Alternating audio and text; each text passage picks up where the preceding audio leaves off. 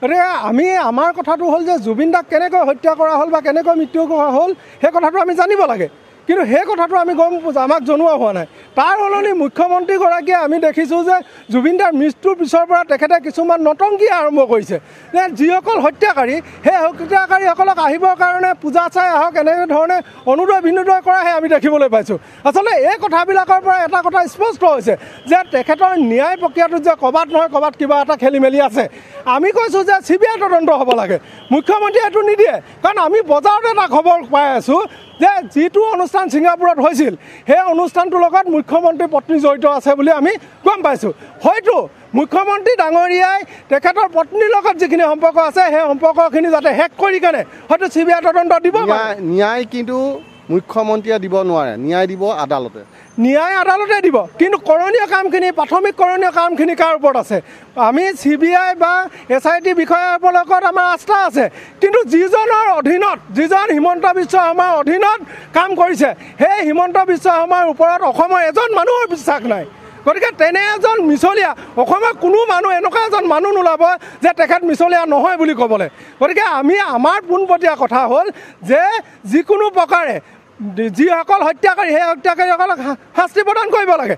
বক্সাত যিটো গুলি সেই গুলিটো যদি কেনেবাকৈ শ্যামকানু মহন্ত বা সিদ্ধাৰ্থ শৰ্মা বা সন্দীপনৰ গাত লাগিলেহেঁতেন তেতিয়াহ'লে অসমৰ মানুহে অকণমান হ'লেও শান্তি পালেহেঁতেন। কিন্তু যিসকল মানুহে ন্যায় বিচাৰিছে সেইসকল মানুহৰ ওপৰত লাঠিৰ কোব গৰু পিটন দিয়া হৈছে, সেইসকল মানুহৰ ওপৰত তেখেতলোকে আক্ৰমণ কৰিছে, NIA লগাইছে, তেখেতলোকক জেলত ভৰাইছে। তাৰ পৰা এইটো গম পোৱা যায় যে মুখ্যমন্ত্ৰীয়ে আচলতে কি কৰিব বিচাৰিছে। আমাৰ চিধা কথা যে আমাৰ মৰমৰ জুবিন দাৰ ন্যায় লাগিবই, আৰু যেতিয়ালৈকে ন্যায় নাপাব তেতিয়ালৈকে কৃষক মুক্তি সংগ্ৰাম সমিতি অসমৰ ৰাইজে এই আন্দোলন চলি থাকিব, অবিৰতভাৱে চলি থাকিব। জুবিনৰ মৃত্যুৰ ন্যায় লাগে, ৰহস্যজনক মৃত্যু, আৰু অসমৰ ৰাইজে বিচাৰিছে। এতিয়া এনেকুৱা এটা পৰিস্থিতি হৈছে প্ৰতিটো ক্ষেত্ৰতে বিশ্ব ৰেকৰ্ড ভংগ কৰাৰ এটা প্ৰয়াস দেখা গৈছে। বিহুৰ ঝুমুৰ আৰু সদুশেষত জুবিনৰ মৃত্যুৰ সময়ত জনসমাৱেশৰে এটা বিশ্ব ৰেকৰ্ড ভংগ কৰিবলৈ চেষ্টা হৈছে। আজি মই ৰিকুৱেষ্ট কৰিছোঁ অসমৰ গৃহ বিভাগ, আৰক্ষী বিভাগক এই যে দক্ষতাৰে জুবিনক ন্যায় দি আমাৰ অসমৰ গৃহ বিভাগ আৰু আৰক্ষী বিভাগে বিশ্ব ৰেকৰ্ড কৰক।